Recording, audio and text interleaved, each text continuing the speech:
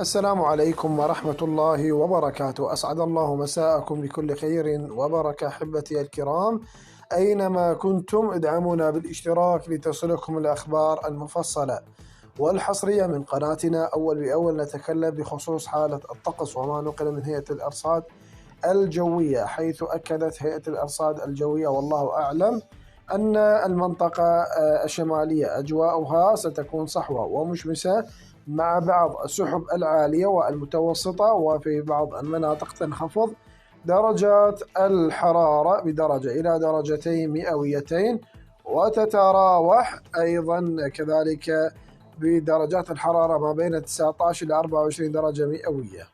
أما المناطق الغربية جوها أيضا صحوة ومشمسة مع بعض السحب العالية والمتوسطة في المناطق تتحول إلى غائمة جزئيا وغائمة في بعض مناطق غرب الأنبار وجنوب محافظة الأنبار، مع فرصة لتساقط أمطار خفيفة ومتوسطة الشدة مع عواصف رعدية متفرقة جنوب مدينة الرطبة ومناطق جنوب الأنبار أو محافظة الأنبار خلال الساعات القادمة، وتنتهي فرص الأمطار خلال ساعات فجر يوم غد والله أعلم.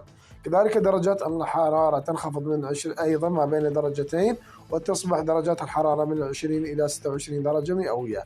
أما المناطق الوسطى أجواءها مشابهة للمناطق الغربية، لكن هنالك أمطار أحيانا في بعض مناطق محافظة الجنوب أو النجف، مع فرصة تساقط أمطار خفيفة ومتوسطة أيضا في مناطق محافظة النجف.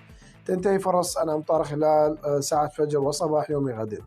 وكذلك المنطقة الجنوبية وهي التي تكون هي لها الفرصة الأكبر بالأمطار الخفيفة والمتوسطة مع عواصف رعدية متفرقة من محافظة البصرة ووسط وجنوب محافظة أيضا المثنى ومناطق أيضا متفرقة من محافظة كذلك ميسان وذي قارة. تنخفض درجات الحرارة تصل أقصى حد في المناطق الجنوبية 28 درجة مئوية. هذه مجمل الأخبار التي كان بدنا أن نوصلها إليكم.